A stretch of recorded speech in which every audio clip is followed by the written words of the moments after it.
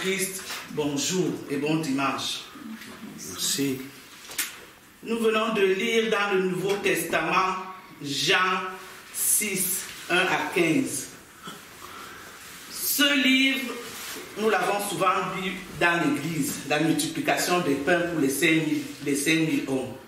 Tout chrétien connaît ce passage. Nous allons essayer d'en faire usage encore ce dimanche aujourd'hui.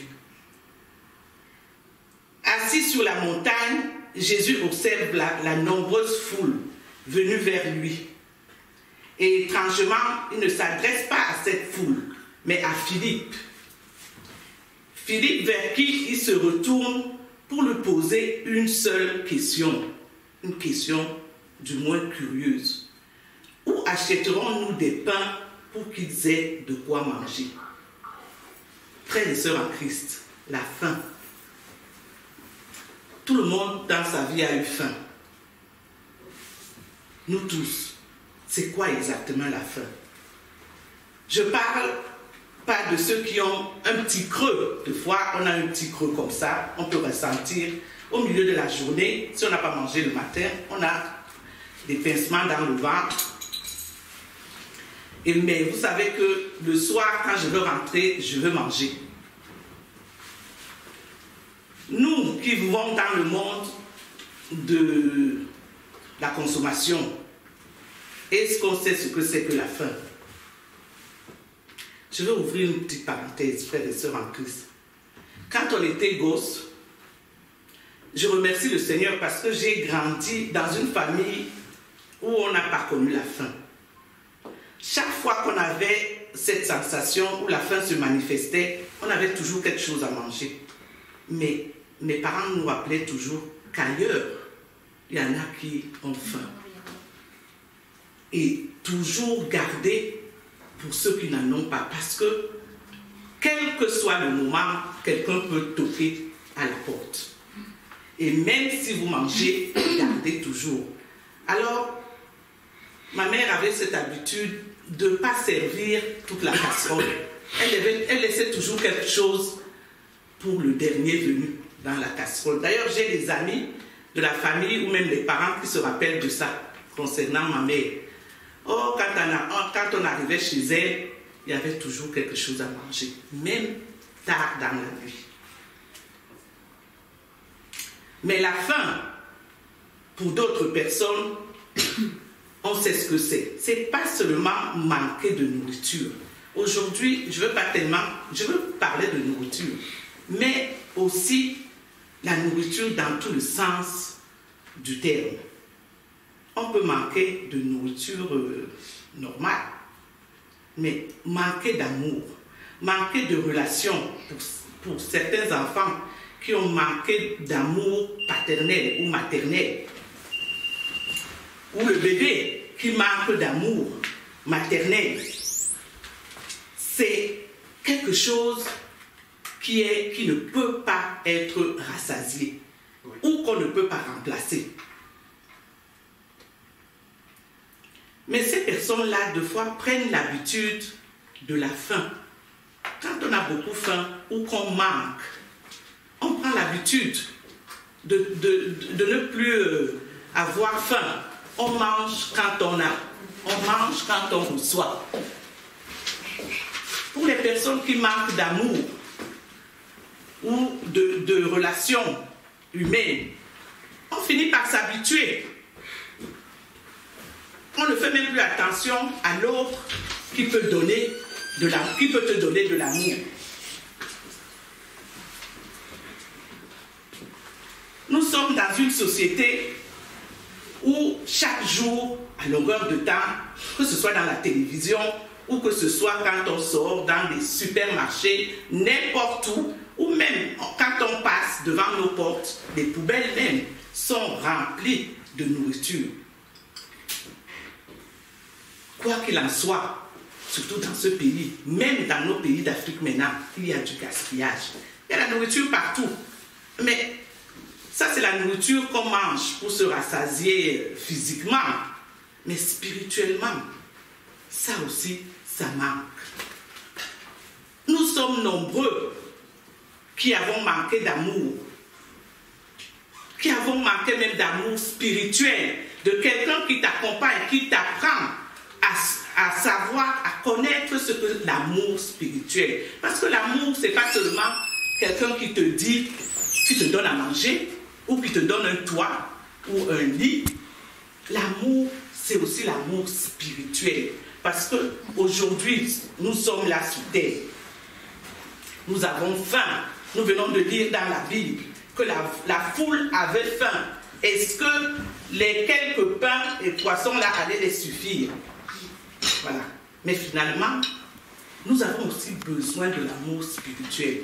Et chacun de nous devrait chercher quelqu'un qui lui apprend ce chemin qui est l'amour spirituel. Parce que, croyez-moi, frères, sœurs en Christ, même si on a faim physiquement, quand on est rassasié spirituellement, on est rassasié même physiquement.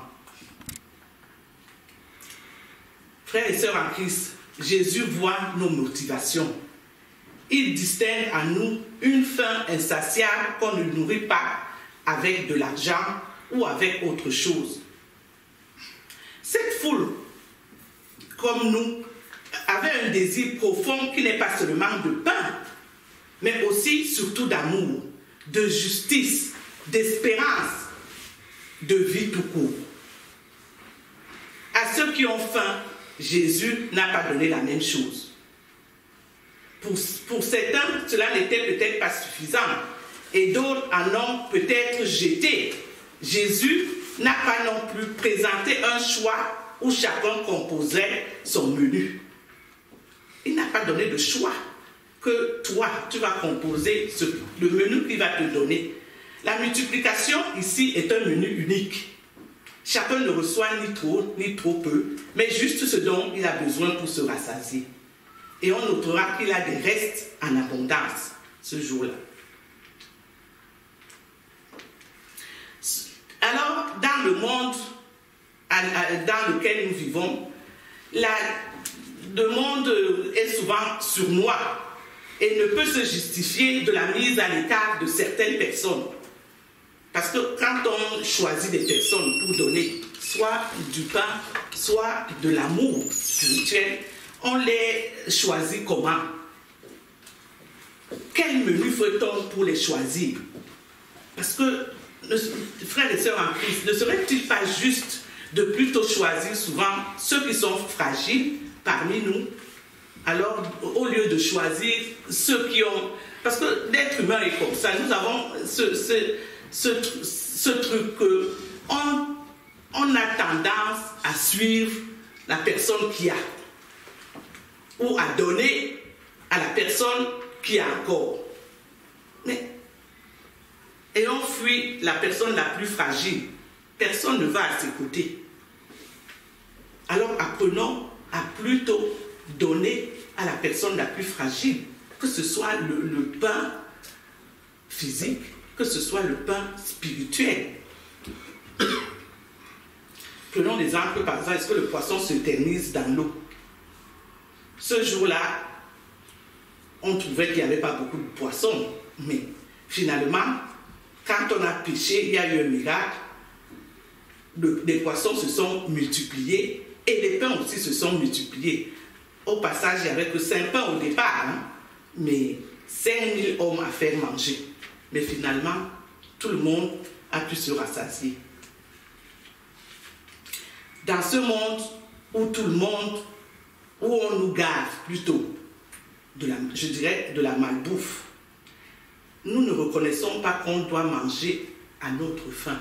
C'est-à-dire qu'on mange parce qu'il y a. Quand on voit, on mange. On oublie même qu'on est rassasié. Parfois on est rassasié, on n'en a plus besoin, mais on continue à manger. Voilà. Aujourd'hui, frères et sœurs en Christ, je vous donnerai plutôt le thème à retenir, c'est regardons notre frère le plus fragile pour lui donner la nourriture physique et spirituelle. Regardons notre frère le plus fragile pour lui donner la nourriture physique et spirituelle. Si nous restons à regarder les choses superficielles, les signes que Dieu nous envoie, on ne les verra pas. Ils ne nous parleront pas. Les chrétiens sont des affamés, n'ayant que quelques pains et un peu de poisson. Mais au moins, ils sont prêts à partager. Parce que je sais que dans l'église, il y a des chrétiens qui sont prêts à partager. Frères et sœurs en Christ, je ne vais pas m'éterniser sur ces paroles. Je veux finir en disant que la fraternité, c'est donner à l'autre ce qu'on a, le peu qu'on a.